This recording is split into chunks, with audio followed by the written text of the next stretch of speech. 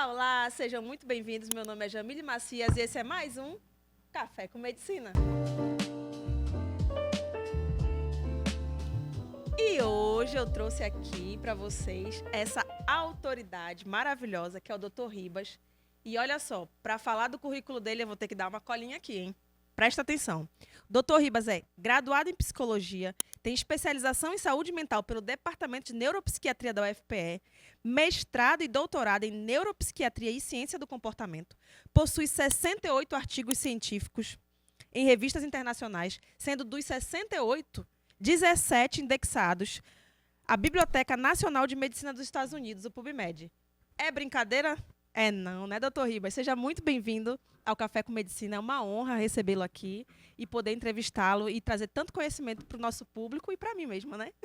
Nossa, Jamile, que prazer te reencontrar, né? Porque eu sei a potência que você é, te conheço há muito tempo, né? Aliás, trabalhamos juntos como controladores de voo na Exatamente. aeronáutica. Ela é espetacular em tudo que ela faz, ela é muito boa.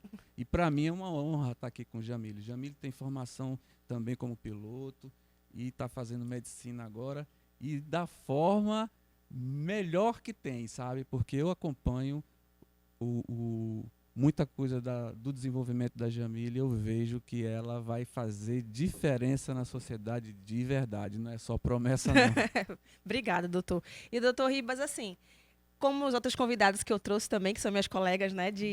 Eu trouxe aqui, doutor Ribas, duas controladoras de voo que estão cursando medicina, que trabalham, que têm filho, que estão naquela loucura, né? De conciliar um curso tão complexo com uma atividade super complexa que é o tráfego aéreo, né? E aí entrevistamos, falamos um pouco sobre os desafios.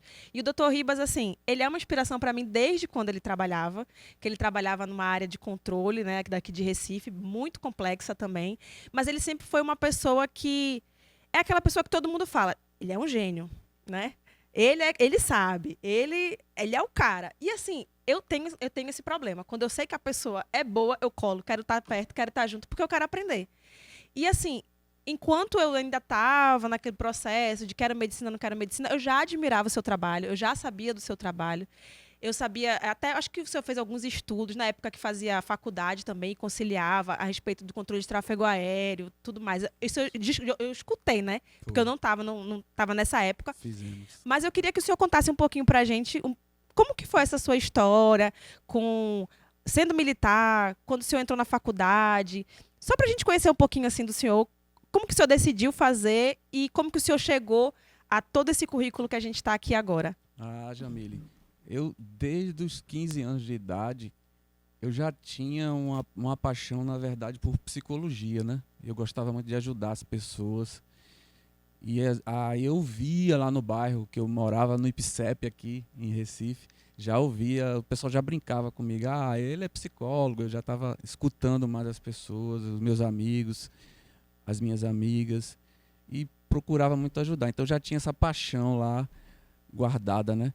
E quando eu fui trabalhar como controlador de voo, que é uma profissão impressionante, né? As pessoas deveriam conhecer mais.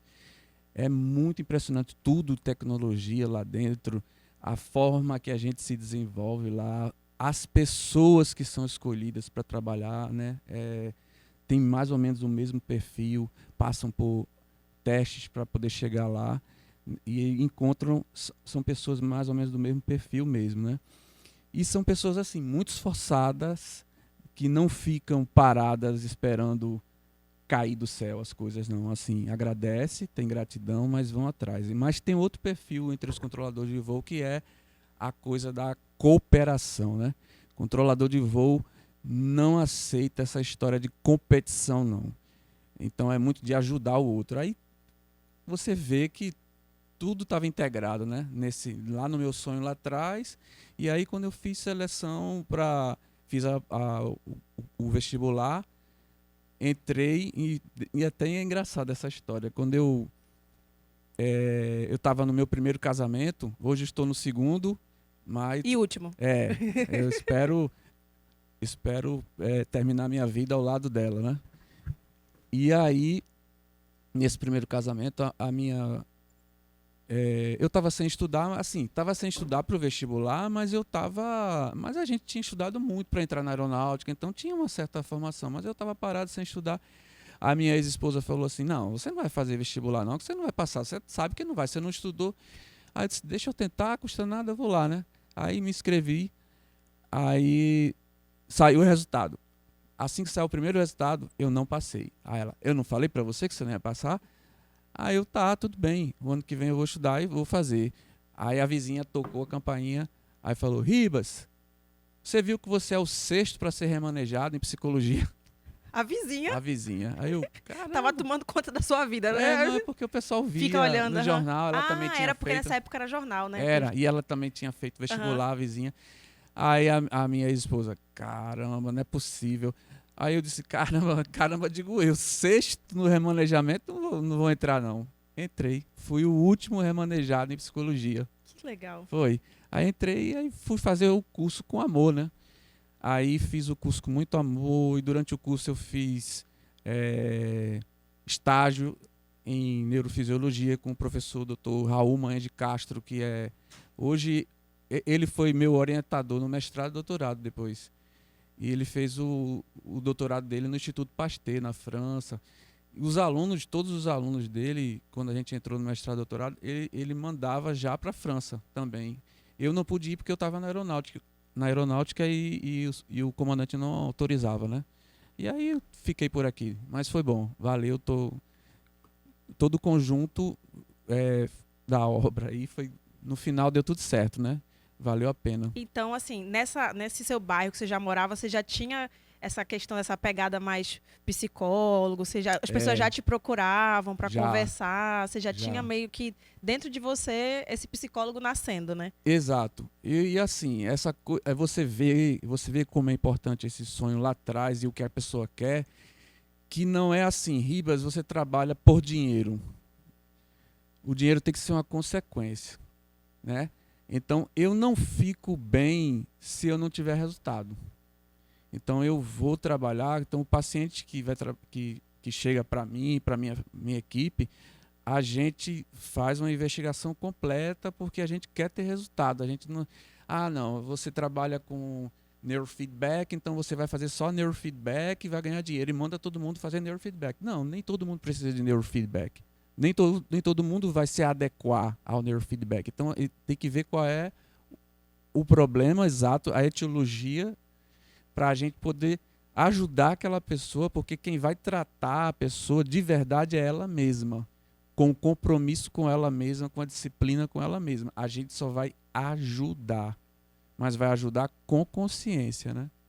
E é interessante isso que o senhor está falando, que eu acho que uma das etapas principais de um tratamento é a pessoa saber e reconhecer que ela está com um problema, né? Eu acho que na Exatamente. psicologia, eu acho que tem um pouco dessa dificuldade ainda. Algumas pessoas, hoje em dia já quebrou mais isso, né? As pessoas Isso. já estão, eu tenho psicólogo, gente. Eu tenho psicólogo, eu tenho psiquiatra, eu tenho tudo.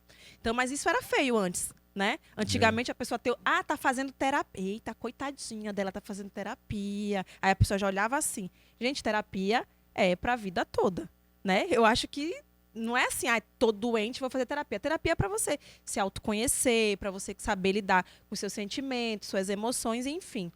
Mas é uma das etapas, é a pessoa saber, reconhecer e querer ser tratada, porque sem isso não tem como ter resultado, né, doutor? Exatamente.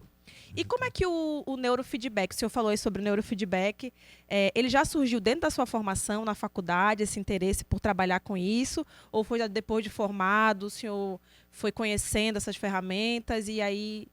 Eu Conta estava pra eu gente. tava na faculdade ainda, em 1998. Aí a gente foi participar de um congresso em Brasília. E quando eu fui para Brasília, meu irmão, que é do Exército, ele está aposentado agora, eu fiquei na casa do meu irmão. E aí eu vi meu sobrinho com TDAH, com toda aquela hiperatividade, aquela situação. Ele estava bem disfuncional. E aquilo doeu no meu coração, sabe? Eu sentia vontade de ajudar meu sobrinho. E foi nessa época que eu descobri que existia o neurofeedback. Só que quando eu fui procurar informações, só havia vamos dizer assim, um método que era muito conhecido no mercado, que era usado pela Nexus. Então, só que esse método era muito caro, muito fora da minha realidade. Então eu achei que eu não ia conseguir realizar nunca, né? Mas assim, na época, por exemplo, para comprar um equipamento era R$ 80.000, e R$ 80.000 naquela época, Era então, muito dinheiro. aí ficou muito longe, eu achei que não ia conseguir. O senhor estava formado já, não? Tava Não, eu cursando? era aluno Tava ainda, aluno. mas já tinha visto, já conhecia e fiquei encantado, né? Porque era um método não invasivo. E é bom esclarecer para as pessoas que não é a solução total do problema só porque é tecnológico. Não, é uma das terapias que dá excelentes resultados. Entendeu? É uma das terapias. É claro que vamos dizer assim, pelo nível de perfeição que o ser humano uma terapia só não vai dar conta nunca. Então, você precisa da terapia nutricional, medicamentosa, psicoterapêutica. Aí o neurofeedback ele entra como dessensibilização de uma região do cérebro que está muito ativada ou estimulação de outra região que necessite estimular. Porém, esse neurofeedback não vai fazer milagre se a bioquímica não estiver adequada, que aí entra a nutrição, né? Ou por outros problemas, né? Então é assim. Aí o senhor tentou ajudar lá o seu sobrinho nessa época. Eu fiquei. Se sentiu um pouco impotente ali de não ter uma ferramenta. Totalmente. Aí quando eu me formei, fiz a especialização ainda. Aí entrei no mestrado. Deixa eu ver se eu me lembro aqui. Não, eu terminei o doutorado, é que eu consegui conhecer o método Trainer's KG, que é o método TQ, que é o que a gente usa aqui. Uhum. Né? Aí conheci o Peter Van Dusen, que é um americano de New York. Ele tinha feito os primeiros treinamentos dele em Atlanta, mas aí ele veio para o Brasil, a gente fez curso com ele e eu fiquei encantado, porque quando eu cheguei com Renata lá, com a minha esposa, e ele colocou a touca nela, a primeira vez que ele foi fazer a avaliação nela, aí ele terminou de fazer a avaliação, ele começou a descrever minha esposa toda, sem conhecer nada. Ele falou, olha, você tá assim, assim. Aí eu fiquei impressionado, eu disse, meu Deus, isso aqui é muita ciência. Só que um método que ele usa com os algoritmos que são maravilhosos dele, ainda não tinha reconhecimento científico porque ele não queria conflito com o pessoal da ciência e tal. Aí eu disse, não, Peter, a gente tem que publicar, isso aqui é muito bom, esse material é muito bom. Aí fiquei doido, aí insisti muito, ele aceitou. Então as primeiras publicações científicas do método TQ no mundo foi com a minha equipe, daqui de Recife. E hoje tem gente usando o método TQ do Peter Van Dusen na França, na Inglaterra, na Rússia, Estados Unidos, né, Brasil. Você vai ver um monte de países aí que estão usando o mesmo método. E ele tem um diferencial muito grande, porque a leitura que Peter conseguiu colocar nos algoritmos, ela é especial. Porque o que acontece? Quando os profissionais que trabalham com eletroencefalograma quantitativo, a maioria é muito vaidosa. Então, desde que eles começaram, eles querem ter uma linguagem intelectualizada muito rebuscada, mas não dão resposta. Então, isso sempre me incomodou. Então, por exemplo, você vai para o raciocínio deles, é o seguinte, ele fala, olha, não tem como fazer avaliação de eletroencefalograma sem usar a ferramenta matemática da matriz. As matrizes, porque vão ler linhas e colunas. Isso é o que disseram, meu amigo. Só que, veja, você tem várias ferramentas na matemática. E aí foi onde Peter foi buscar isso, que Peter estudou em uma das 10 melhores universidades dos Estados Unidos, a Northwestern University, né? E ele tem uma visão gigante.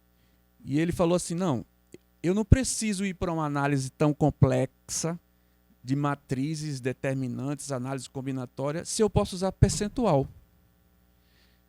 Aí ninguém queria, não, eu sou um cientista renomado, eu tenho que manter o padrão de... Não. Aí ele foi o único, o primeiro a usar percentual.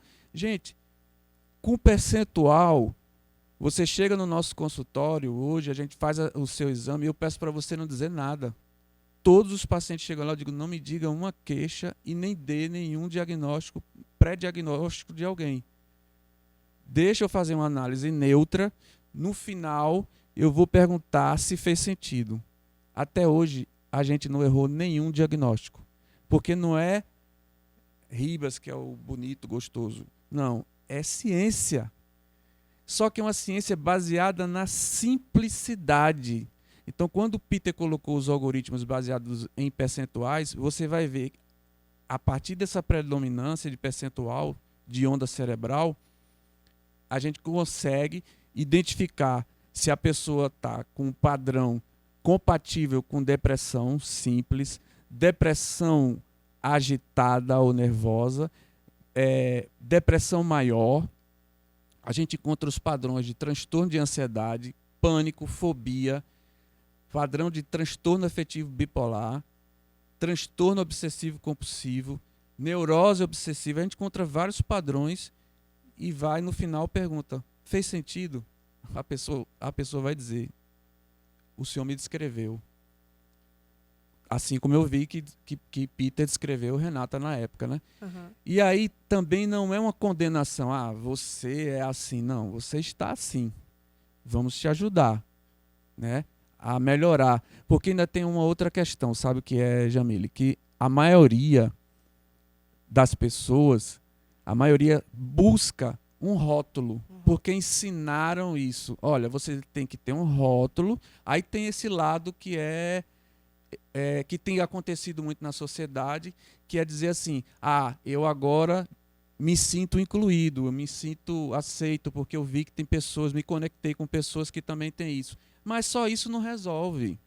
Você tem que entender que Leonard Orne, por exemplo, que estudou a placa neural, ele vai dizer, olha, todo mundo tem defeito registrado na placa neural, mas o seu defeito só vai emergir quando a sua bioquímica estiver desequilibrada. Então, por exemplo, se eu tenho, entre aspas, o defeito de ter um TDAH, esse meu TDAH, que não é doença, é uma disfunção, ela vai a ser apresentada como transtorno à medida que eu estiver disfuncional. Se eu estiver muito inflamado, com o intestino inflamado, eu vou inflamar o cérebro por meio do nervo vago, e aí vai manifestar tudo, todos os comportamentos, impulsividade, dificuldade no controle emocional, planejamento, organização, motivação, tomada de decisão. Mas, ele é assim. Não, ele não é assim, ele está assim. Mas ele tem o TDAH? Tem, porque todo mundo tem algum registro na placa neural. Para você entender melhor, por exemplo, no dia que era para crescerem, um exemplo, tá? As células nervosas da substância cinzenta do hemisfério direito da minha cabeça, onde predomina a emoção. Minha mãe comeu algo que não deveria comer, ou teve um aborrecimento com meu pai, e ela estava grávida de mim, né? Um exemplo, para vocês entenderem como é que vai para a placa neural. E aí ficou um registro ali, na formação dessas células, que eu teria uma susceptibilidade à depressão. Já outra pessoa era a época de crescerem as células relacionadas ao coração. Aquela pessoa vai ter uma susceptibilidade à doença cardíaca. Está tudo na placa neural. Só não tem deficiência na placa neural registrada Jesus Cristo, que é perfeito. Fora ele, todo mundo tem alguma.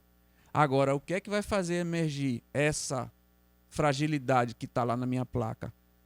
Quando eu tiver totalmente desequilibrado, bioquimicamente, fisiologicamente e eletrofisiologicamente. Acho que por isso que tem muita gente assim que acaba dizendo mas todo mundo tem TDAH, né? Hoje em dia tem muito isso, assim, mas se for assim, todo mundo tem. Porque realmente a nossa alimentação, o nosso estilo de vida está levando a essa condição que tem os efeitos que quem realmente tem um TDAH também vai ter, porque também está nessa condição de estilo de vida. Mas sobre o neurofeedback, o senhor explicou bastante, foi muito interessante, mas eu queria saber, ele propriamente dito o senhor vai colocar uma touca, né? Que o senhor falou que o médico colocou na Renata.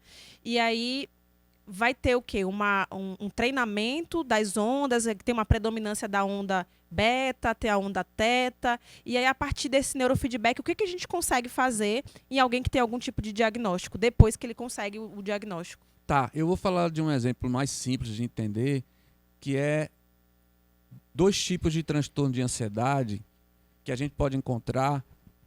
Por exemplo, uma pessoa X, que a gente fizer o exame, pode ser que eu encontre uma hiperativação nessa região das amígdalas. Não é a palatina da garganta, é a amígdala cerebral. A amígdala é quem avisa o hipotálamo do perigo.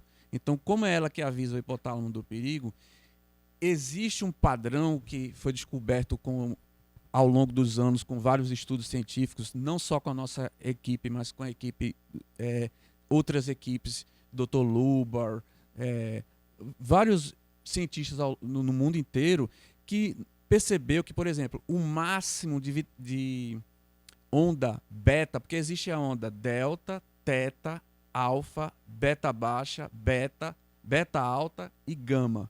Todas essas ondas estão no cérebro ao mesmo tempo acontecendo. Mas o que acontece? A onda beta, se ela tiver mais... Deixa eu segurar aqui. Se ela tiver mais de 17% nas amígdalas, eu já sei que a pessoa está com transtorno de ansiedade, e esse transtorno de ansiedade, a etiologia, a causa inicial está aqui nas amígdalas. Já tem outra pessoa que vai ter um transtorno de ansiedade que vai predominar aqui na região parietal. Então, parietal 3 e 4, mais ou menos, quando eu capto lá, se eu ver que está um excesso de onda beta aqui atrás, eu sei que o padrão de transtorno de ansiedade dessa pessoa é aqui atrás. Essa pessoa que está com transtorno de ansiedade aqui atrás, ela vai apresentar um padrão comportamental que vai ser assim, ela vai ter uma tendência a ficar analisando o tempo todo, criticando o tempo todo, julgando o tempo todo, pensando no passado e no futuro, porque ativa essa região de trás da cabeça. Esse tipo de pensamento e fica acelerado é aqui atrás.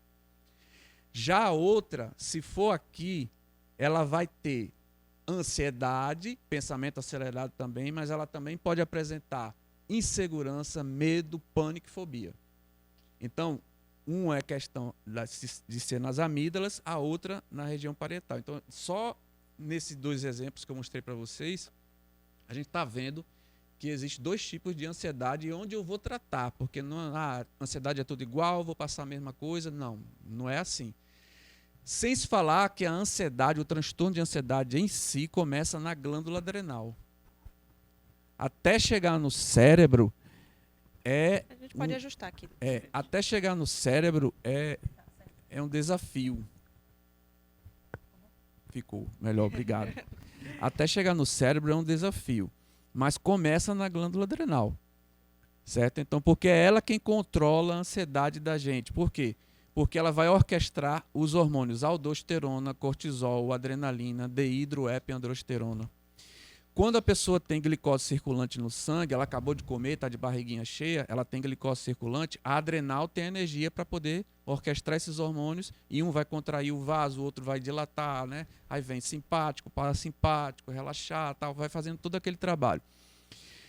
Quando ela passa 3, 4 horas sem comer nada, aí a glândula adrenal vai buscar essa reserva funcional no fígado. O fígado não oxida a glicose, ele armazena a glicose para emprestar essa glicose para a glândula adrenal controlar a ansiedade do ser humano. E quem vem buscar é um outro hormônio chamado glucagon. Então tem toda uma conexão. Se essa glândula adrenal entrou em exaustão, por exemplo, está com insuficiência, provavelmente essa pessoa está muito inflamada. Intestino muito inflamado e cérebro inflamado, que se chama neuroinflamação. Então a gente não pode descartar todos esses raciocínios, sabe? Você não pode, não, então é só na cabeça. É outro erro, né? Você fica só com a cabeça, você fica só com o coração, isso é erro, lotear o corpo humano. Graças a Deus a medicina integrativa funcional está chegando aí, já está há mais de 10 anos, né? Muito mais. e vem alertando, ó, não, gente, não é não, tá tudo integrado. Vocês precisam conhecer tudo, senão não adianta. Para você ter ideia, uma pessoa com esteatose hepática, não necessariamente, tem que ter imagem, exame de imagem para saber. Não, você vendo TGO, TGP e gama-GT, as enzimas que estão relacionadas ao sofrimento do fígado, essa pessoa já não vai ter controle de ansiedade. Porque se a reserva funcional está no fígado, como é que vai ser? Então, o senhor falando assim agora me remeteu um pouquinho do tráfego aéreo, né? Que quando a gente fala que alguma coisa acontece, infelizmente um acidente, alguma coisa, é uma sucessão de erros, várias situações que se juntam ali e acaba culminando numa situação. E aí o senhor me falando, descrevendo toda essa ciência, né, ao redor do diagnóstico e do tratamento, me veio bem isso em mente. Então, assim, vários outros pontos têm que ser analisados, tem que verificar. O senhor diria também que teria que excluir alguns outros diagnósticos antes de definir algum diagnóstico mental, por exemplo, a pessoa está com ansiedade, mas pode ser que seja outra coisa, pode ser que seja alguma falta de nutrientes, pode ser que seja a inflamação, como o senhor mesmo citou, chegou com o diagnóstico do TDAH, uma dislexia, pode ser que seja algum outro parâmetro que esteja desregulado? Perfeito, Jamile. Inclusive é o seguinte, a gente pensa hoje em dia em diagnóstico funcional. Não é diagnóstico de doença. Diagnóstico de doença tem que ser o último, sabe? E se você parar para pensar, na nosografia médica hoje, você tem 20 mil doenças catalogadas. De que adianta você decorar os nomes das doenças e os remédios que controlam os sintomas? A gente tem que fazer com que o corpo fique saudável. O paciente hoje, ele não está buscando que você dê remédio e fique tratando a saúde dele de forma crônica, não. Que ele seja um doentinho crônico, não. Ele quer que você restaure a saúde dele. E para restaurar a saúde, a gente pode pensar lá na bioquímica que ele não pode ter submetilação, oxidação, glicação e inflamação. Se ele não tiver nenhum desses 4, não tem jeito dele ficar doente. Começa por aí. E aí precisa entender o que é submetilação, o que é glicação, o que é oxidação e inflamação. Como você vai saber detectar isso? No exame de sangue. Se você for olhar o exame de sangue com o valor de referência do laboratório, você está aprendendo errado. O valor de referência do laboratório é curva normal estatística. Curva normal estatística é para dizer a estatística das pessoas que foram ao laboratório. As pessoas que vão ao laboratório são doentes. Então, o que você tem que saber do exame é baseado em artigos científicos. Por isso que a gente oferece cursos para médicos, nutricionistas, psicólogos, fisioterapeutas, terapeutas ocupacionais, todos da área de saúde que querem entender a partir dos estudos científicos. Estudante de medicina pode fazer também, doutor? Estudante de medicina, bastante, são muito bem-vindos, porque a gente quer, como a gente conversou antes, né, você fez uma prévia comigo e eu vi que você pensa do mesmo jeito que eu. A gente quer deixar um legado para a sociedade, né, que é uma formação segura para esses profissionais, que esses profissionais saibam, interpretem corretamente o exame de sangue e tragam resultados para os pacientes. Não somente use medicamento para tratar sintoma, não, porque isso não vai resolver. Né? Exatamente. É complicado. E aí, aproveitando, né, o Dr. Ribas tem um curso, gente, maravilhoso, sério, maravilhoso. Eu vou fazer o curso, porque se tem médico formado que está indo lá fazer o curso com ele, quem sou eu para não fazer? Então, já que eu tenho tempo, estou estudando, estou na faculdade, ainda vai me ajudar nas minhas notas, porque tem uma disciplina chamada exame, já a pessoa chegando lá arrasando, né, acertando tudo. Então, a gente vai deixar o link aqui, tá na descrição do vídeo, dos cursos que são disponibilizados pelo Dr. Ribas, são incríveis. Eu tenho certeza que você aí, em umas 2 ou 3 frases, ficou viajando, não sabe o que foi, que é estudante de medicina ainda, né? Não sabe alguns termos que ele falou. Então, se você fizer o curso, você já vai ter a noção, né, de tudo isso que ele está falando aqui, poder entender, porque, assim, às vezes é a gente que tem o diagnóstico, né, doutor? A gente está com esse diagnóstico, o médico falou para a gente que é isso, a gente aceita, né? E quando, na verdade, pode ser que tenha cheio de fatores, como o senhor falou, que estejam ao redor desse diagnóstico e possam ou trazer uma condução melhor do tratamento, né? Porque não é só para excluir, não, mas ele não tem TDAH, ele não tem autismo. Não, pode ser que tenha sim. Mas como é que vai ser esse tratamento? Como que a gente pode conduzir? Como a gente pode melhorar a qualidade de vida desse paciente? Tem cura? Não tem cura, mas tem melhora. Né? Exato. Tem uma melhora funcional, como o senhor falou, né? Não é um diagnóstico ali de doença, mas é um diagnóstico e um tratamento funcional para a pessoa melhorar o seu estilo de vida. Eu acho que eu vou aproveitar o gancho da palavra cura que você falou. Gente, cura em latim quer dizer cuidado. Veio da deusa cura, com C maiúsculo. Então é cuidado. Cura não é remissão total da doença, como dizem. Olha, você está curada, pode comer tudo, fazer tudo de novo. Pode fumar, beber. Isso não existe, gente. Cura é cuidado. Cuidado é a vida toda. Enquanto você existir, você tem que se cuidar. Se você não se cuidar e o problema voltar, a culpa não foi do seu médico, não. Foi sua. É verdade, é o que a gente falou no início, né? Que o paciente, ele tá junto com o médico no tratamento. Se ele não aceitar que ele tem uma condição e que ele precisa de ajuda, e se ele não for protagonista da saúde dele, não vai ter melhora, né, doutor? Exatamente. E tem que ficar atento às mudanças, né? Porque, por exemplo, o estudo do genoma humano foi publicado em 2003.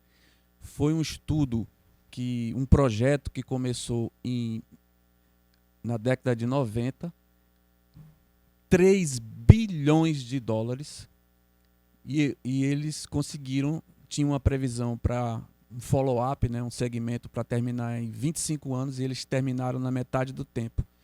E mostraram que nós, seres humanos, temos 23 mil genes somente. 23 mil genes. O arroz que você come tem 54 mil. Então, o que acontece? Eles descobriram que durante 50 mil anos não houve mudança do nosso genoma. O nosso genoma não mudou. Mas a alimentação mudou. E a gente não está preparado para essa mudança dessa alimentação. E aí ninguém quer falar disso. Todo mundo fica desconversando sobre isso, mas isso é sério, porque, por exemplo, eu estava mostrando com o exame de sangue de uma criança, mostrando para a mãe dela que ela não poderia mais comer nada com trigo. A ela, para quebrar a minha teoria, falou assim: Dr. Ribas, Jesus comia trigo. Aí eu mostrei a ela, o trigo que Jesus comia se chamava Encorn, tinha 14 cromossomos. O trigo que você está comendo aqui no Brasil e no mundo não tem 14 cromossomos, tem 42 cromossomos, tem nitratos e agrotóxicos. E é verdadeiramente mais sério ainda, o Brasil passou a ser primeiro lugar em uso de agrotóxicos, que é uma vergonha. Por quê? Cadê os ativistas? 400 tipos de agrotóxicos autorizados no Brasil e ninguém faz nada. Ninguém fala nada. Tá tudo bem. Não tá não, gente. Não tá tudo bem não. Sabe? Então, é porque eu não tenho como mostrar agora o material que eu mostro lá no curso, mas eu mostro coisas que vocês vão ficar impressionados, né? Então, temas que estão sendo escondidos por questões políticas, inclusive, idealismos, não sei como é que o pessoal fala, cada um de um lado, não resolve não. O que resolve é entender e buscar a verdade. Então, o que acontece nessa parte bioquímica? Ninguém está percebendo que aumentou muito o autismo. Quem tem minha idade sabe o que eu estou falando. E detalhe, foi publicado recentemente que hoje nós temos 24 milhões de pessoas com TEA no mundo, diagnosticadas.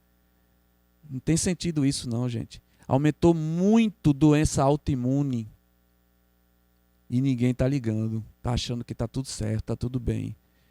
É alimentação da indústria alimentícia, sim. Se você botar no Google mesmo, onde você quiser, escreva aí, fortalecer a cadeia de trigo, que você vai ver quanto tem de estudos, porque o que acontece? O agronegócio ele é importante, mas quando ele fica isolado da área de saúde, da saúde funcional, não é da saúde que está ligada à medicação o tempo todo, não, porque também não adianta, que é a indústria farmacêutica. Estou falando da a indústria alimentícia, que já nem chama de alimento, ela chama de produto alimentício. Então, cada vez, quando a gente faz essa mudança, propõe essa mudança aos pacientes lá na clínica, quando a gente pega o exame de sangue e faz o exame e faz o antes e depois, 4 meses depois que pega o próximo exame de sangue, você vê quando a pessoa tira esse alimento refinado, esse trigo refinado, essa pessoa tem uma mudança diferente. Ah, mas ela vai comer o quê de carboidrato? Macaxeira, inhame, batata doce, banana comprida. Não vai morrer de fome de jeito nenhum. Carne, frango, peixe, ovos. Vai comer muito, bastante. Legumes, verdura, tudo.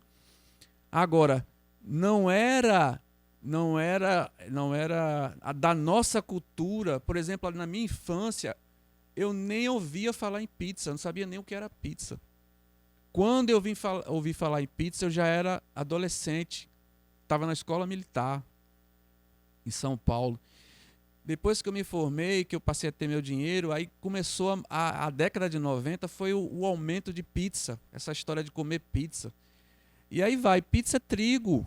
E é esse trigo que a gente está falando.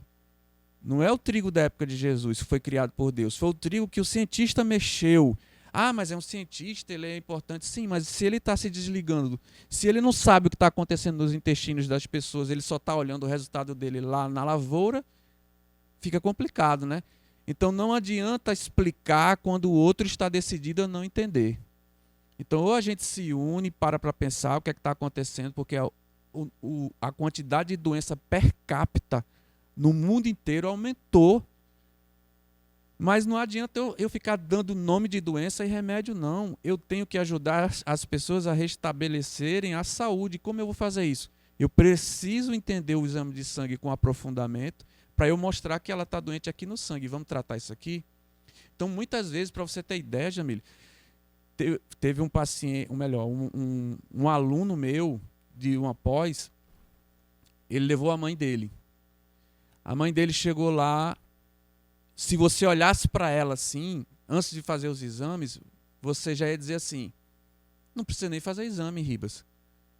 Ela, do ponto de vista semiológico, chorando o tempo todo, bem magrinha, e você vai dizer, é depressão, não precisa nem de exame, né? Uhum. Que é como muita gente faz, a clínica é soberana. Gente, esse termo, a clínica é soberana, só tem sentido se for junto dos exames, porque ela é soberana aos exames. Se você nem pedir os exames, isso é soberba e vai errar. E pode matar pessoas. Vou mostrar por quê.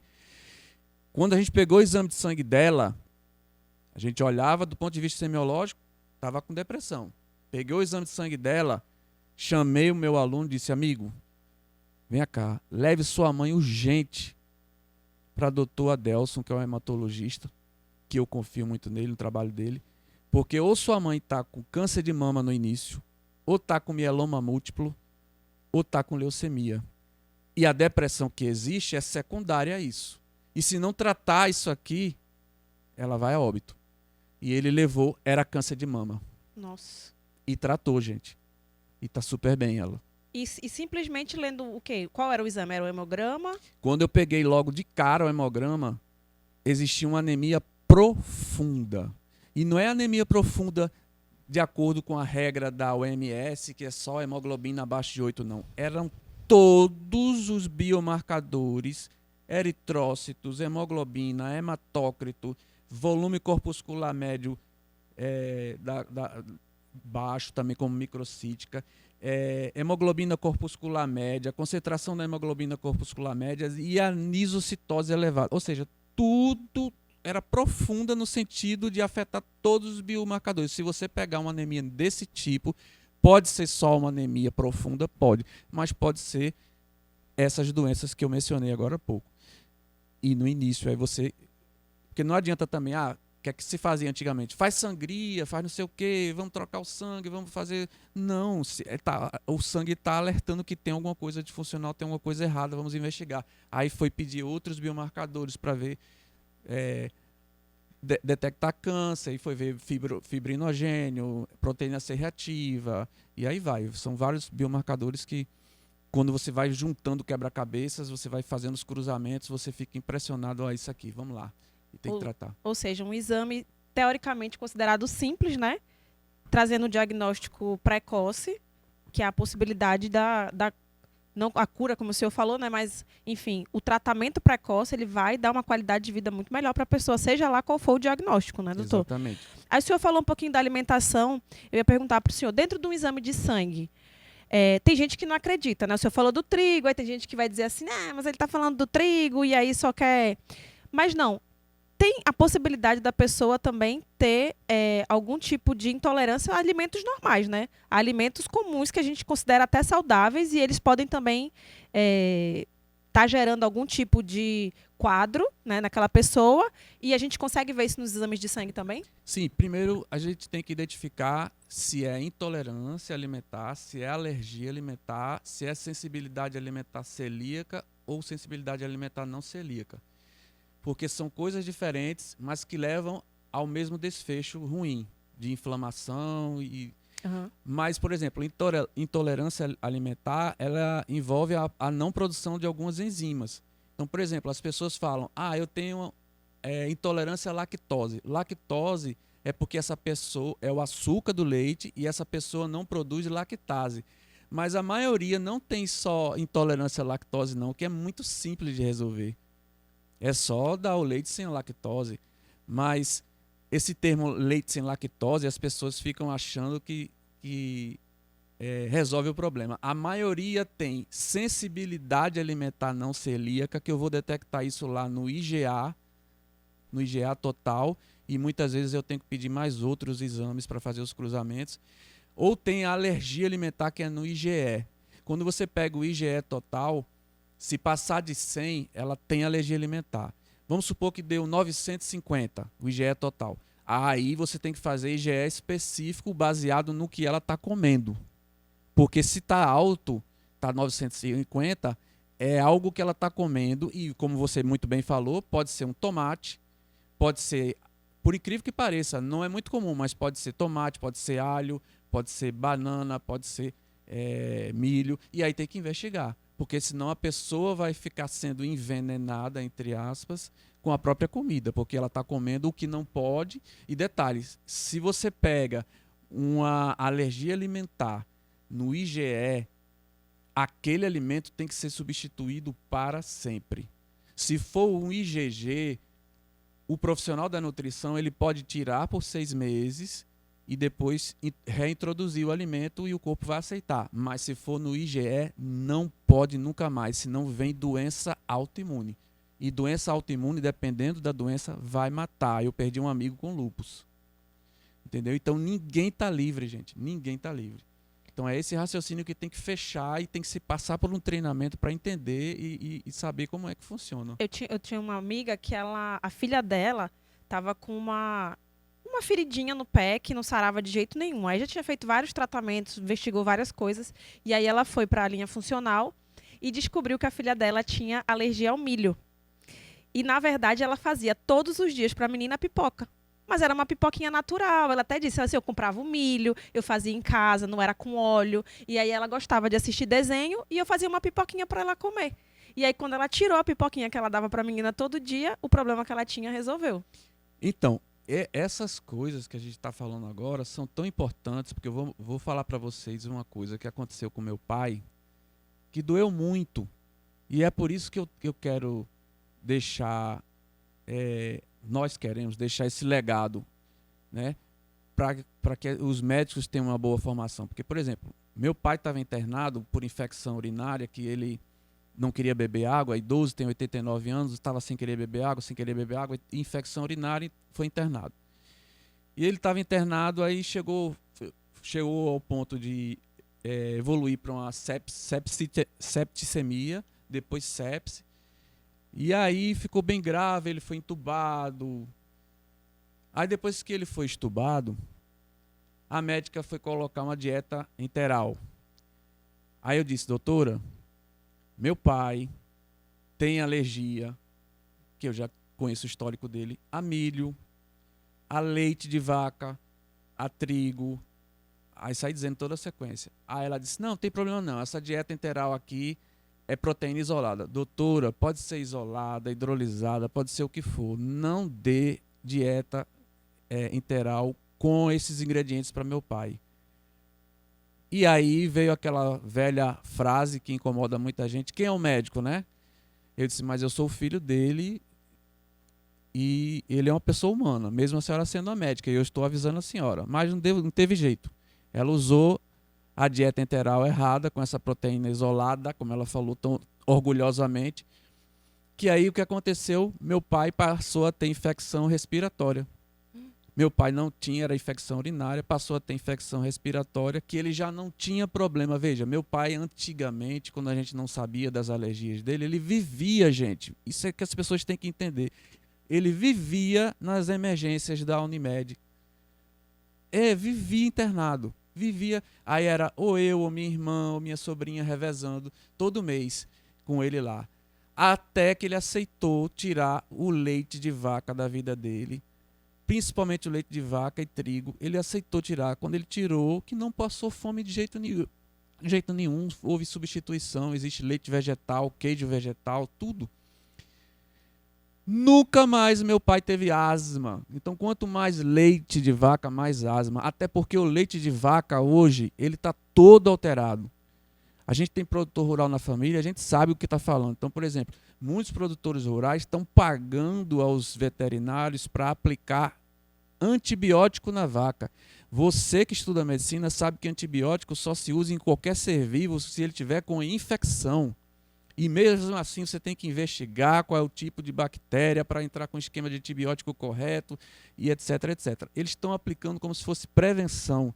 Então isso está aumentando o número de alergias alimentares nas pessoas. Começa pelo... Você está comendo um queijo coalho que é inocente e não é mais. Né? Fora isso, a vaca não come mais o capim como ela comia, né? Fazendo a transmutação dos alimentos. Não, ela come um bolo de química que você vai dizer, o cara vai dizer para você, não, aqui é uma maravilha para ele, porque ele está colocando hormônio do crescimento bovino para a vaca crescer rápido, para a produção. Ele não está nem aí, é dinheiro, dinheiro, dinheiro, e as pessoas adoecendo. Então isso é muito sério, só que ninguém fala sobre isso, porque o poder que está por trás dessa indústria alimentícia é muito grande. A indústria farmacêutica também é muito grande. Então, a gente fica limitado. E o senhor está falando bastante assim a respeito de alimentação e deve ter gente que deve estar se perguntando, tá, mas e essa alimentação, mas o senhor é psicólogo, neuropsiquiatra, né, com doutorado e tudo mais. Explica pra gente um pouquinho do Instituto e do protocolo Guerra Ribas, né, que justamente inclui tudo isso que o senhor está falando até agora.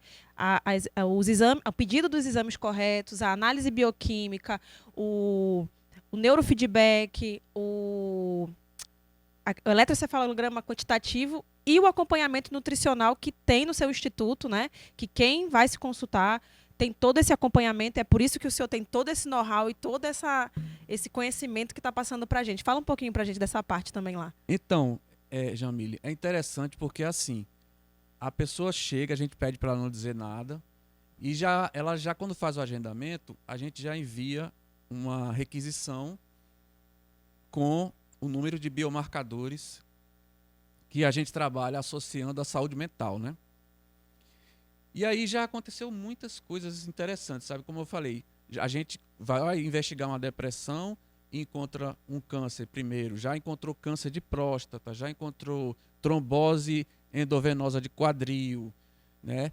Já encontrou vários casos de depressão que é por hipotireoidismo.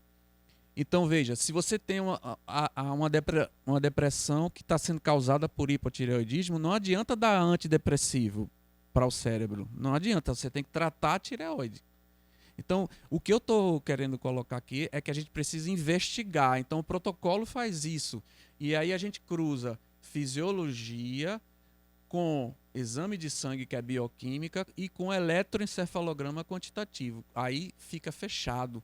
Não tem como. O eletroencefalograma que a gente trabalha, para você ter ideia, eu já peguei paciente assim, olha, a sua mãe está aqui, eu posso fazer pergunta na frente da sua mãe? Aí ela pode. Aí se você usou maconha, usou cannabis, Aí ela ficou assim, vocês têm que me falar a verdade, senão eu não vou poder te ajudar. Aí ela, usei. Aí a mãe começa a querer brigar na hora. Eu falei, não, não é por aí não, isso aí já aconteceu, Já vamos deixar pra passou. lá.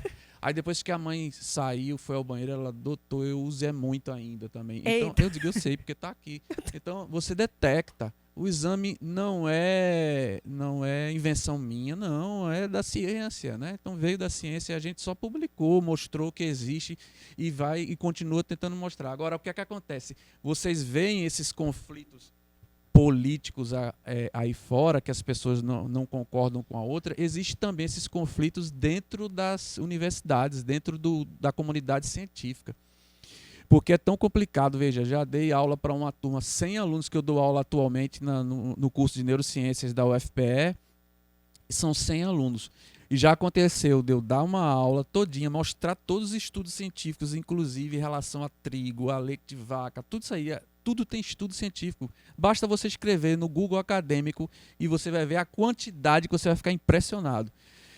Aí você tem os outros sites de referências e etc. E eu mostrando, e quando eu saí da aula e entrou outro professor, chegou outro professor negando tudo, dizendo que não tem nada publicado.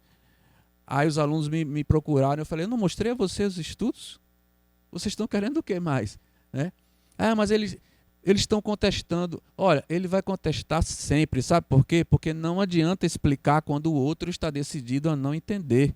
Então, quando ele está decidido a não entender, ele vai dizer assim, você mostra um estudo, ele vai dizer, esse estudo científico é de revisão. Aí você, não, tá bom, você quer o quê? Eu quero um estudo original. Você mostra um original, ele vai dizer, esse original, ele não é uma meta-análise. Aí você, tá bom, tá aqui, mostra uma meta-análise. Essa meta-análise não é um ensaio clínico. Meu amigo, ele vai ficar botando defeito sempre, entendeu? Porque ele não quer saber. E ele vai dizer isso para você. E aí você tem que escolher fazer a opção na sua vida.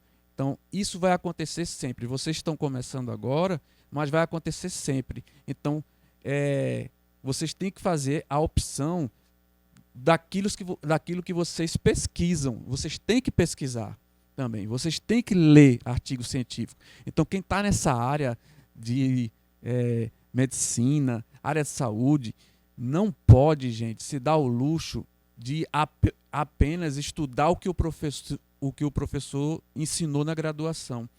Aliás, muitas vezes o que o professor está com um PowerPoint que ele criou há 30 anos atrás. E o estudo do genoma humano, por exemplo, existe uma medicina AG antes do genoma e existe uma medicina depois do genoma, DG. Né? Então, se você não conhece, por exemplo, você não vai saber nunca o que é uma homocisteína. E olha que a homocisteína foi descoberta em 1968 por Kilmer McCurley. Kilmer McCurley era professor da Universidade de Harvard e ele tratava de pacientes com progéria. E ele já alertava naquela época, olha, a homocisteína é a que causa mais infarto, muito mais do que se pensa em relação a colesterol. Por causa disso, como ele foi nadando contra a correnteza, ele foi demitido. Tudo isso está publicado, que eu estou falando. Ele foi demitido da Universidade de Harvard. 20 anos depois, quando começaram a pegar mais estudos com a homocisteína, aí viram que ele estava certo. O professor que o demitiu, o diretor lá, foi lá, o convidou de volta, pediu desculpas em público. E aí ele disse, não adianta o senhor me pedir desculpas, né? O senhor já me prejudicou, estou há 20 anos aí esquecido, mas eu fico feliz das pessoas estarem enxergando, porque a homocisteína ela tem vários mecanismos lesivos.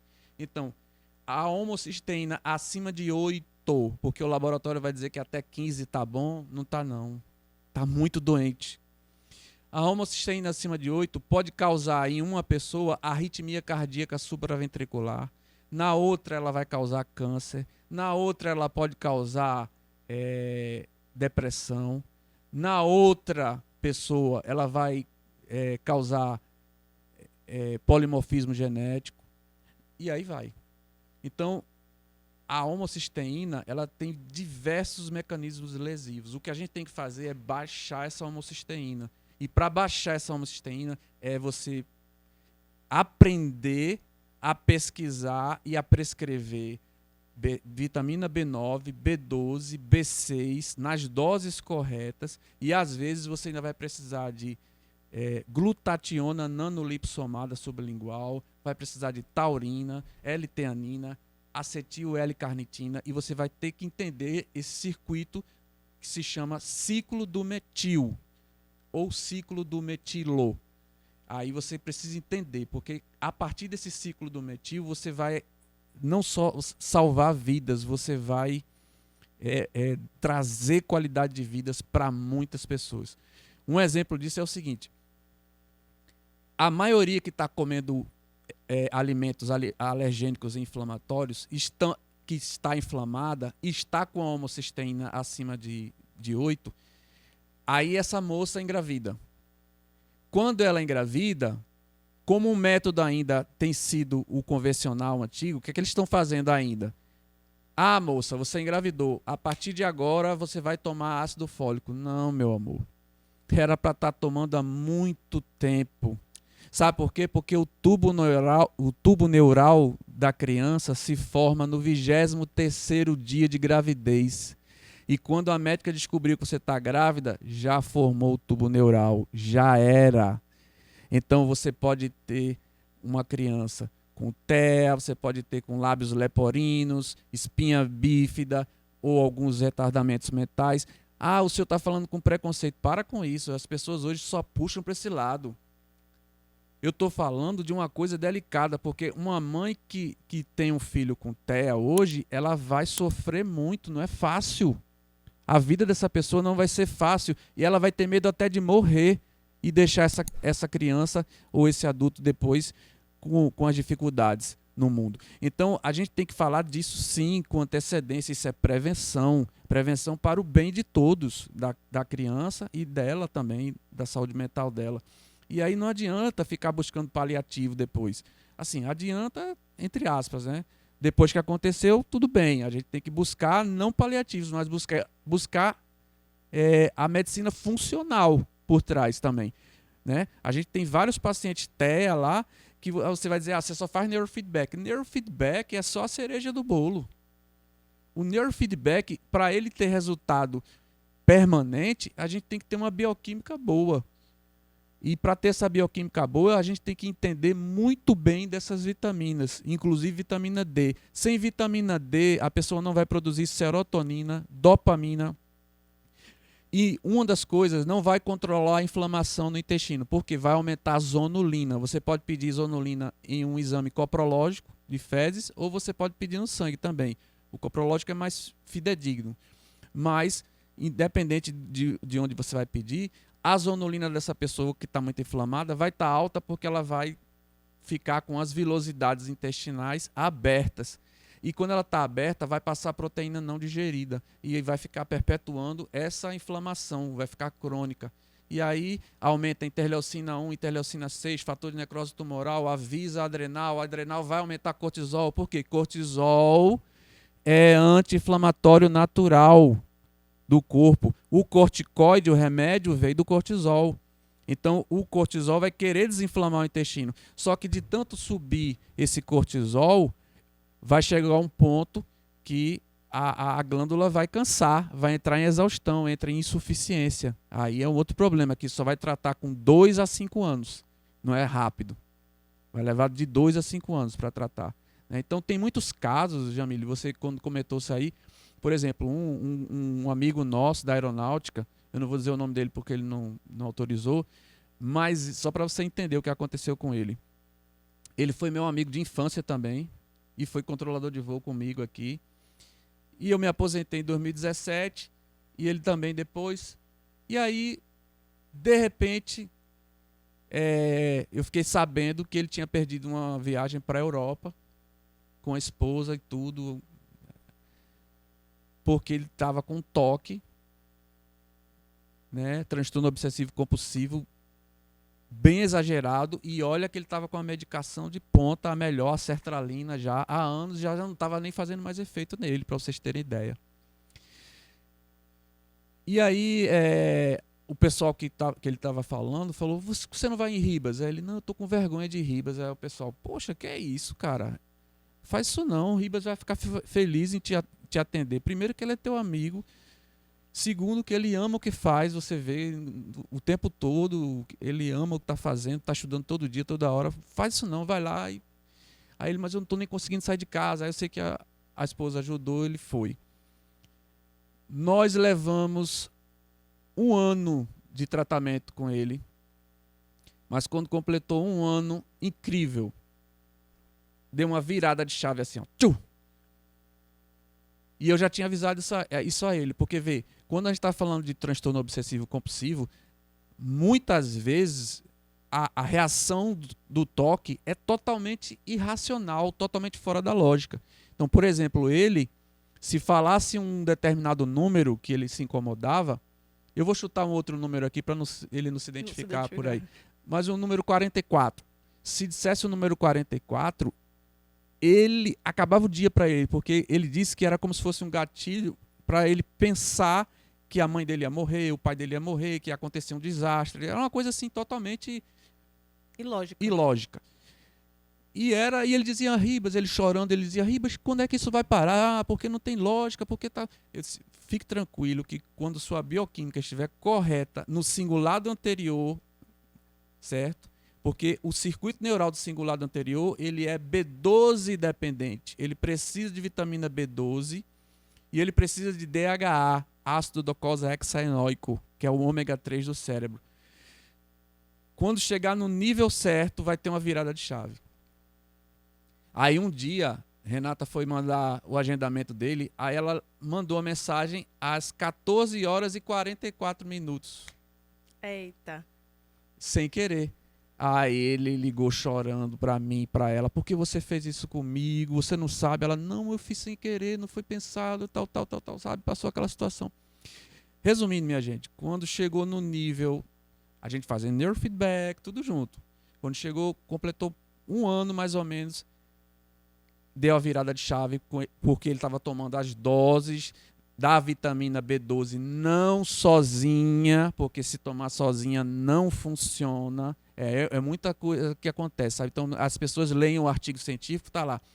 A vitamina B12 é excelente para ajudar no tratamento de transtorno obsessivo compulsivo. A pessoa bota o título com a vitamina B12, mas ela não funciona sem B9. Não funciona. Então, se não fizer, por isso que a gente mostra isso tudo no curso. Como é que usa, que dose, como é que faz, qual é a via de administração ideal, sabe? Porque às vezes a pessoa está com hipocloridria, não vai absorver no estômago. Então, tem várias coisas que tem que ser avaliadas lá durante o exame. Se não for avaliar, não vai adiantar. Se você entender a metáfora que eu falo, B9, o ácido fólico, e a B12, o B9 é o tijolo, se você parar para pensar, é o tijolo mesmo, porque os ácidos nucleicos dependem da B9. É a B9 que forma os ácidos nucleicos. E os ácidos nucleicos são os tijolos do DNA. Quando a pessoa não tem ácido fólico, ela não renova DNA. E se ela não renova DNA, ela vai ter polimorfismo genético. E com polimorfismo genético vem as doenças. Entendeu? Então, aí é onde está o problema. Ah, deu B9, beleza, mas não deu B12, também não adianta, fica disfuncional. Você deu tijolo, mas não deu cimento. Entendeu? Então eu estou reforçando isso porque às vezes a pessoa, vou anotar aqui que ele falou na entrevista, vou comprar B12 para minha avó. B12 sozinha não é assim. Quer fazer um atendimento para sua avó? Leve para o nosso consultório. Eu vou pedir para a Jamile colocar também o nosso site, que a gente está construção do site, e tem o nosso Instagram. Agenda, a gente vai fazer você vai fazer o acompanhamento, você vai junto com sua avó e você vai ver.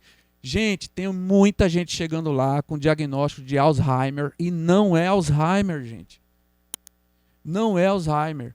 Tem muita gente que é deficiência de B12 severa, porque quando estou falando de B12, existe um estudo que eu mostro lá no curso, que você não é aquele valor do laboratório, de 190 a 900 está tudo bem. Não, gente. Você com a vitamina B12 abaixo de 550, você não tem vitamina B12 no líquido cefalorraquidiano. Foi esse que é o estudo que eu mostro. que eles fizeram punção lombar nos pacientes. Todas as pessoas que têm vitamina B12 abaixo de 550 no sangue não têm B12 no líquor. Se você não tem B12 no líquor, no líquido cefalorraquidiano, você não tem no cérebro. Se você não tem no cérebro, o córtex cingulado anterior não vai funcionar, o circuito não vai funcionar. E aí você pode ter neurose obsessiva, martelar pensamento, ficar remoendo pensamento ali, sofrendo, mesmo pensamento, toda hora volta. Normalmente são coisas ruins, né? Fica vindo, e aquela angústia. Tem problema na bioquímica. E não é remédio. O corpo da gente não sente falta de remédio. Ele sente falta de nutrientes. E quem está tirando esses nutrientes do nosso corpo é essa alimentação alergênica, inflamatória, cheia de corante, conservante, realçador de sabor, mudança genética lá, que eles estão se achando o máximo, mas as pessoas estão cada vez mais doentes. Então é esse raciocínio que a gente precisa entender e cada vez mais aprofundar para poder entender muito mais, sabe? Então tem paciente, por exemplo, que estava com cirurgia marcada para trocar a válvula cardíaca e a gente, com toda a nossa equipe, com o nutricionista, que também tem médico na nossa equipe, e a gente fazendo as nossas mudanças, quando chegou na época de fazer a cirurgia da válvula cardíaca, não fez mais, porque a vitamina K2 retirou todo o cálcio que estava depositado nas artérias e estava depositado na válvula e prejudicando o trabalho da válvula, e levou para os osteócitos, e eles prenderam, porque quem leva, quem busca esse cálcio lá das artérias e da válvula, é uma proteína chamada MGP, é Matrix Gla Protein. Ela é uma atratora de cálcio. Para ela ser ativada, a pessoa tem que tomar K2. Se não tomar K2, não vai ativar, para ela tirar esse cálcio da artéria, das cartilagens, dos vasos sanguíneos e levar para os ossos. E quem vai prender lá nos ossos, como eu estava falando, é a osteocalcina. Para ela prender, a MGP tem que levar. E quando ela prende, para ela funcionar direito e para ela ser produzida, tem que ter vitamina D e A suficiente. Aí precisa conhecer para saber fazer. Então, quando não se faz isso, quando, por exemplo, se uma pessoa prescreve cálcio para sua avó, esse cálcio vai para as artérias do coração, ele não vai para os ossos. Não, é para a osteoporose. Vai causar mais osteoporose. O cálcio está sem direcionamento. Quem vai direcionar é a vitamina K2 a partir da ativação dessas duas proteínas. Essas proteínas, a MGP e a osteocalcina, elas estão inativas. Elas só são ativadas quando você come K2.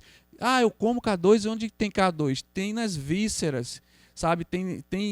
É na proteína animal mesmo. Então, quando você está comendo só pão, pizza, macarrão, biscoito, bolo, tudo refinado, tirou toda a K2. Envelhecimento, quanto menos K2, mais envelhecimento, mais a sua pele vai ficar envelhecida, mais você vai ver o desgaste do corpo. E tem aquele envelhecimento que você não está vendo, o envelhecimento do coração, o envelhecimento do fígado, né? Porque tem gente que tem 25 anos, mas está comendo tanta coisa errada que está com um coração de 65.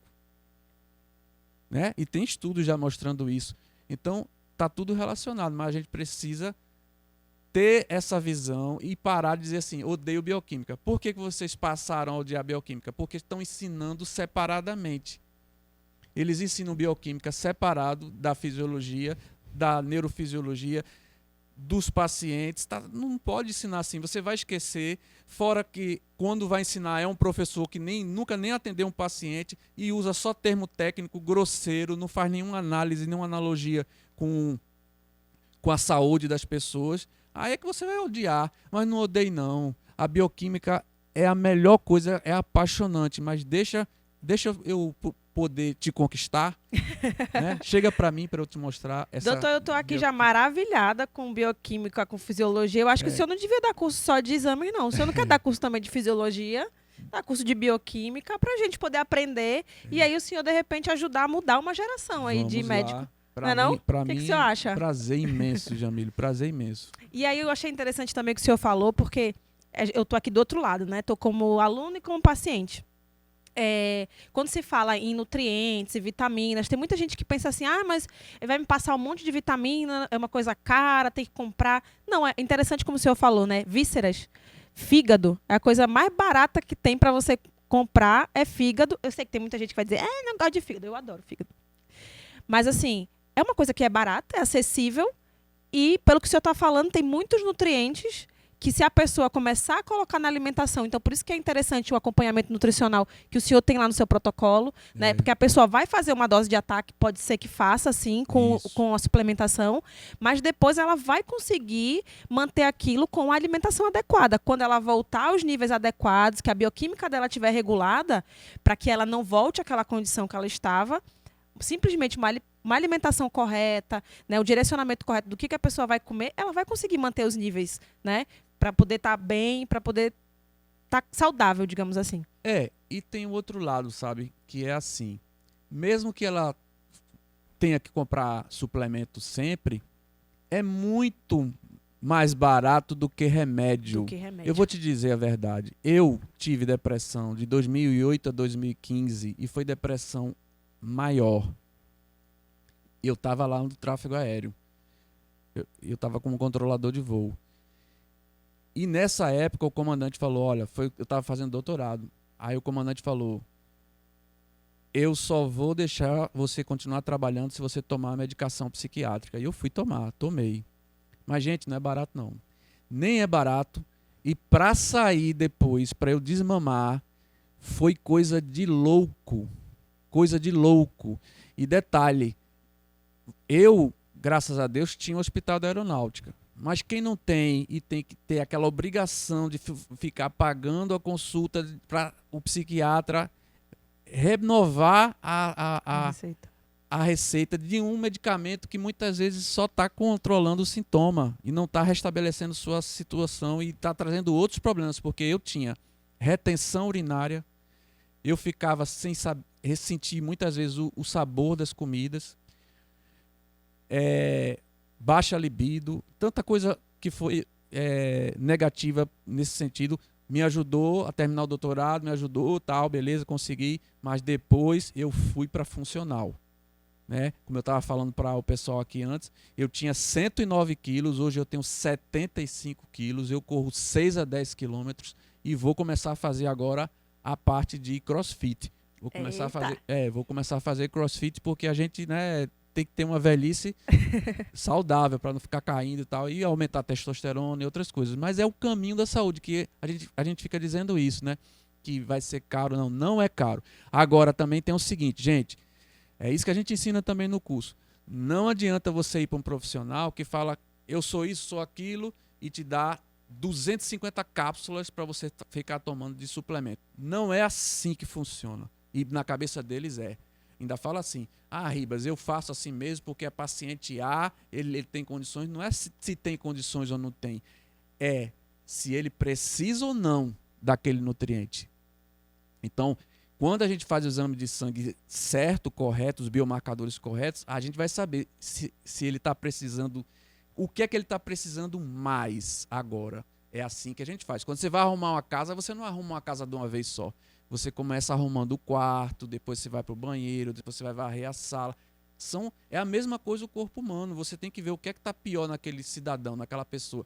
Por exemplo, você tem aconteceu com a minha sobrinha. Minha sobrinha estava tendo umas crises, ela ia sair, aí achou que estava com pânico, aí me ligou, aí já queria ir para a psiquiatria e tal. Eu disse, espera aí, calma aí, vamos lá, vamos ver com calma o que está acontecendo com você. Você tem como vir aqui no consultório? Não posso não, tio. Aí começou Aí providenciou um exame de sangue, assim, ela mandou. Quando chegou o exame de sangue dela, que eu fui ver, gente, o ácido fólico dela, lá no pé, a B12 lá no pé, deixa eu dizer uma coisa para vocês, só isso aí já faz a noradrenalina dela baixar. Por quê? Para produzir noradrenalina, você precisa ter B9 e B12 o suficiente. B9 suficiente é entre 10 e 17 lá no sangue. B12 suficiente é 800, 900. Estou falando no fígado, a B12 do fígado, não é a B12 circulante, não. Então, para você saber a B12 correta do fígado, você tem que fica em reserva, você tem que fazer um exame você tem que parar uma suplementação, se estiver tomando, por 30 dias para fazer o exame de sangue. Aí você vai saber a B12 do fígado. Tá, voltando para cá. Você tem B12 e B9, aí no fígado essa B12 e B9 vai gerar BH4, que é tetrahidrobiopterina. Essa tetrahidrobiopterina, junto com SAM, que é S-adenosil L-metionina, magnésio, vai gerar noradrenalina.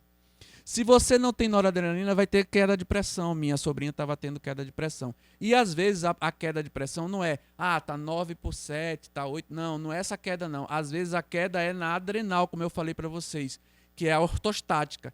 É deitar e levantar. É ver essa queda aí, que não era para acontecer. É para subir 10 milímetros de mercúrio, que é a fisiologia. Tá vendo? Então a gente está ajudando. Quando ela foi corrigindo isso, acabou. Tanto é que na UTI, quando você vê um paciente, você está lá na UTI, está atendendo, e você vê o paciente com batimento caindo, o que é que você vai fazer? Você vai dar noradrenalina. Você vai chamar a técnica lá, aplica a noradrenalina aqui, né? Para o batimento subir. Mesma coisa, a pressão, né, arterial. Por quê? Porque depende da noradrenalina. Agora, como a pessoa vai produzir noradrenalina com a B12 e a B9 que ela estava? Entendeu que está tudo ligado, né? Então, a maior parte do que está acontecendo é nutriente. Não tem para onde ir. E a gente tem que pensar, como você estava falando aí, eu fiquei me lembrando de uma história. Casemir Funk, quando ele colocou esse nome vitamina, ele pensou, é uma amina vital. Sem ela, você adoece ou morre. Amina vital. Aí o que é que a indústria alimentícia veio para desmerecer? É um fortificante. É um fortificante. Toma um pouquinho. E às vezes você estuda tem até professor da faculdade de medicina, que meus alunos falam, que fala assim, que nada, vitamina, sai na urina. Meu Deus do céu. Esse faltou todas as aulas de bioquímica. Não é?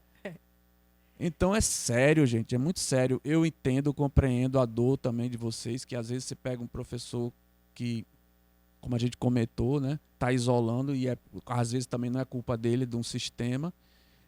E aí vai. Então a gente não pode parar de estudar. É todo dia. Quem está nessa área de saúde, eu falo para meus alunos todo dia.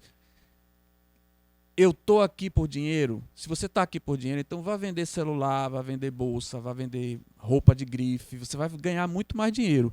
Agora, a área de saúde tem que ter amor. Você tem que ter amor, sabe? Você tem que saber que é isso que você quer e fazer bem feito. Então, se vai fazer bem feito, tem que estudar todo dia. Todo dia eu estudo, Jamile. Todo dia. Não tem um dia que eu não estude. Não tem. Se eu passar um dia sem estudar um pouco da área de saúde, artigo científico recente e tal, eu não durmo direito. Porque eu sei o que eu vou fazer no dia seguinte, se vai dar problema ou não. Nós atendemos uma criança, acho que você chegou a ver lá, com epilepsia, tendo crise de 6 em 6 dias, e o pai chegou determinado, olha, eu não quero remédio para o meu filho. Aí a gente, tá bom, então vamos lá, começar agora. Fez tudo pela funcional. Primeira coisa que fez parar as crises do menino foi magnésio treonato. Porque o magnésio treonato, ele atravessa a barreira hematolicórica, ou hematoencefálica, e vai para a região do cérebro e ele controla 300 reações químicas. Então, o magnésio treonato já começou a reduzir as crises do menino. De 6 em 6 dias ele tinha, passou a ter de 15 em 15 dias. Depois passou a ter de mês em mês. Já tem um ano, mais de um ano já, fez mais de um ano agora, que ele não tem crise nenhuma. Mas só foi o magnésio treonato? Não, foi o início. Mas foi neurofeedback e a nutrição completa, porque teve que tratar parasitas, teve que tratar anemia, teve que tratar toda a parte inflamatória dele. Mudou a alimentação. Aí quando a mãe não entendia, porque a mãe às vezes dava mais trabalho para o pai, aí o menino tinha crise. Mas já está um ano que ele não tem. Isso não tem preço. Sabe? Então não é a gente ficar... Aí você fala assim, mas aí toda medicação só fala de neurotransmissor. Esse é outro problema, porque as medicações foram feitas pelas indústrias farmacêuticas em relação a neurotransmissor. O cérebro não funciona só com neurotransmissor. Entendeu? O cérebro não funciona só com neurotransmissor. Então, por exemplo, quando você falou de anemia, anemia microcítica, hipocrômica, quando você tem uma anemia, já vai chegar pouco oxigênio em nível de mitocôndria no cérebro. Quando chega pouco oxigênio em nível de mitocôndria, já vai ter problema no ciclo de Krebs, fosforilação oxidativa, formação de ATP e disparo do neurônio. Então, quando prejudicou o disparo do neurônio, vai prejudicar o padrão de onda cerebral. Aí vem o neurofeedback. Ah, mas eu vou corrigir o padrão de onda cerebral com neurofeedback, tá tudo bem. Não é para sempre. Se não corrigir o oxigênio, o que eu fiz no neurofeedback não vai ficar para sempre. Se não tratar a anemia. Se não tratar a anemia. Entendeu? E aí precisa conhecer todas as anemias. Microcítica, macrocítica, megaloblástica, hipocrômica, hipercrômica, anisocitose. E aí vai, né? Todas as que levam também aos hospitais e entender como é que vai conduzir para poder saber o que está fazendo, né?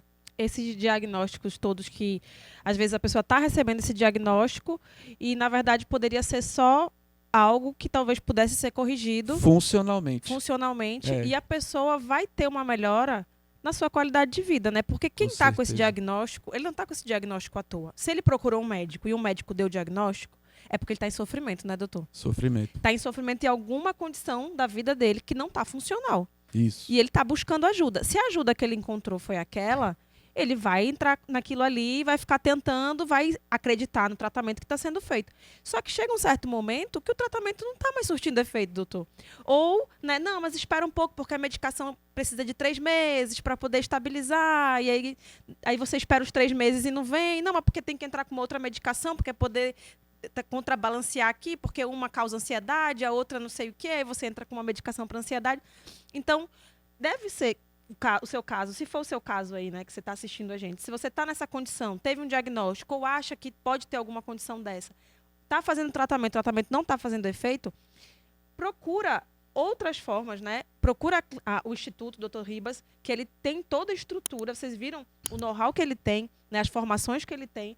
Então, assim, não fique no sofrimento, né? Primeiro ponto, busque ajuda, porque a gente sabe que na parte psicológica, na parte psiquiátrica, já é difícil a pessoa buscar ajuda, né? Você já vence um preconceito, às vezes, seu, depois familiar, porque, não, mas meus parentes não podem saber que a minha filha está indo pro psicólogo. O que a tia dela vai achar se souber que minha filha... Então, assim, já venceu várias barreiras para conseguir procurar ajuda, né? Quando buscou ajuda, não foi a adequada. Então, continua, né? Seja o protagonista da sua vida e da sua saúde, né? Hoje em dia a gente fez um episódio aqui, doutor, sobre a inteligência artificial. A gente sabe que o paciente ele já não chega mais no consultório sem saber de nada. Ele já chega tendo estudado tudo sobre os sintomas dele, se eu tenho dúvida. Antes dele ir para o consultório, eu tô com dor de cabeça, eu tô com isso, eu tô com aquilo. Aí ele pesquisa, aí ele procura o médico, e quando ele chega no médico, ou ele quer ouvir aquela mesma coisa que ele já pesquisou, ou ele quer uma solução. Exatamente. Não é verdade? Exatamente. Então, assim, a gente está aqui mostrando ferramentas alternativas que não são as convencionais, que aí tem muita gente falando, né? Ah, mas isso aí não é o que a ciência diz, o doutor está provando, com os estudos científicos que ele mesmo tem publicados, indexados, o PubMed. Quem estuda medicina e não sabe que a PubMed está errado, né? Só para começo de conversa está errado. Enfim. E uma coisa muito legal que o senhor falou também é que quando eu entrei na medicina, e as pessoas que eu conheço e as que eu tenho vínculo, na verdade que eu não consigo ter vínculo com quem não tem essa visão, o paciente, ele é o amor de alguém. Né, doutor? Exatamente. Então, assim, você está tratando alguém, você está na medicina por quê? Porque falaram que era uma profissão, acho que antigamente era algo de status, né? Ele vai ser médico, vai ter muito dinheiro, vai ficar rico. Antigamente talvez até fosse. Mas hoje em dia não é mais isso. Não. A gente sabe que a medicina já está numa situação da quantidade, a concorrência, né? A gente está vendo aí que está abrindo faculdade de medicina e não está formando, não está sendo 100% com qualidade, tanto por isso que a gente vai ter o exame agora, né? A prova do Conselho de Medicina, e eu gosto disso, né? Eu não tenho medo disso, eu acho que quem estuda não é para ter medo disso. Não. É realmente para existir, realmente, e você filtrar, se não está sendo filtrado na formação, então que seja filtrado após a formação, porque é inadmissível você deixar alguém cuidar do amor de outra pessoa, né? Sem ter a formação adequada, sem ter a qualificação adequada. Então, assim, se você não estiver na medicina para olhar nos olhos do seu paciente, para tentar enxergar além daquilo que ele está trazendo, às vezes, como sintoma, mas às vezes você, numa conversa, no olhar, a gente fala, a gente estuda e tem estágio muito na parte do SUS, né, doutor? A gente vai para posto de saúde. Então, às vezes, você está com um paciente ali que você sabe que a condição financeira dele não permite que ele coma alimentos que são nutritivos, ou a cultura dele, a educação que ele recebeu, ele não tem, não vou dizer que é acesso, porque muitos alimentos saudáveis são baratos de feira, macaxeira, inhame, mas a formação dele, a cultura dele não levou para esse lado. Só que você, como médico, no momento que vai atender um paciente desse, a partir do momento que você faz o curso do Dr. Ribas, que você começa a entender dos exames, que você consegue identificar uma anemia de um paciente desse, né, que você consegue perceber que ele está com uma deficiência de B12,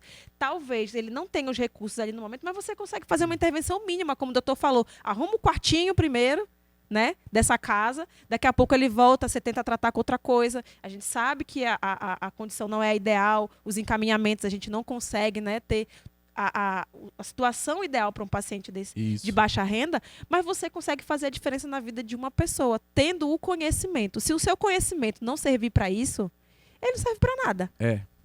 Né, doutor? Exatamente. Então, eu queria que o senhor deixasse aí para o nosso público um convite, né, para o pessoal fazer o seu curso. Eu acho que eu já estou aqui assim, ó, babando, doida para começar o curso, para estudar, para saber de tudo isso. E um convite também para quem está precisando se tratar ou está procurando uma alternativa, que o senhor tem isso também para oferecer, né? Sim, a gente vai colocar então o QR Code na tela aí e vai colocar para você fazer o contato com a gente, fazer o contato via Instagram ou WhatsApp, né? Vai aparecer também aí para fazer. Já tem um link também da Hotmart que a gente vai deixar aqui na descrição. O link da Hotmart, isso, exatamente. Que aí o curso já está disponível, tá, gente? O básico, né? O curso básico. Ele tem o curso básico e tem o curso avançado também, né? Eu vou conversar com ele aqui, de repente, se ele não quer criar alguma coisa a respeito de fisiologia para ajudar a gente também, né? Porque eu fiquei muito interessada. Eu gosto muito de fisiologia. Foi a minha professora, assim, a doutora Isabel, fantástica de fisiologia, uma disciplina difícil, né? Mas era gostosa. Quando aquela mulher chegava para dar aula, tinha gente que ficava desesperado, porque sabia que era blá, blá, blá, blá, blá, blá, ela falava, só que era uma coisa assim gostosa. Você via ela falando e você ia vendo as coisas funcionando, o corpo humano ali, tudo, né, se encaixando. Eu achava o máximo, adorei. É muito bom. Mas assim, a gente tem muita coisa na faculdade para estudar e às vezes o tempo que a gente está para estudar aquela disciplina ali é para fazer aquela prova, tirar aquela nota e daqui a pouco já vem outra disciplina difícil e não dá para você se aprofundar. E um curso desse, né, doutor, a gente pode ter em casa, assiste novamente, verifica, ali tira dúvida. A gente está terminando o livro vai ajudar muito, porque a grande demanda que a gente vê é assim, a pessoa sabe, a pessoa estuda muito medicina, ela sabe que ela tem todas as informações na cabeça, mas ela não sabe conectar uma com a outra.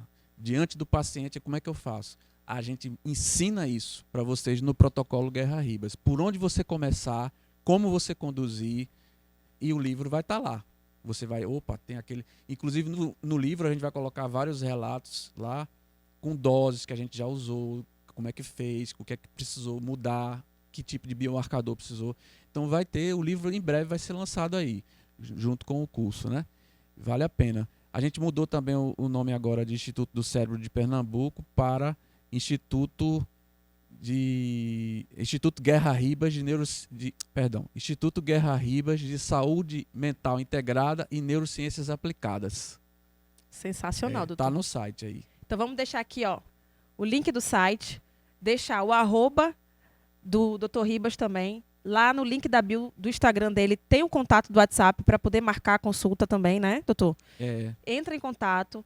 Não perde essa oportunidade, gente. Não perde essa oportunidade, porque esse episódio aqui tem ouro puro, ouro puro. Assiste novamente, anota. Olha, aprendi muita coisa aqui. Doutor Ribas, muito obrigada. Poxa, o que o senhor trouxe pra gente aqui. Nossa. Obrigado, amiga. Obrigada mesmo. E que eu possa continuar aprendendo com o senhor, porque Meu Deus. é isso aí mesmo que eu acho que vai fazer a diferença. Obrigado, minha amiga. Curte esse vídeo, compartilha, manda para os seus amigos, manda para quem você sabe que gosta de medicina, que quer saber um pouco mais de como fazer a diferença. Tchau.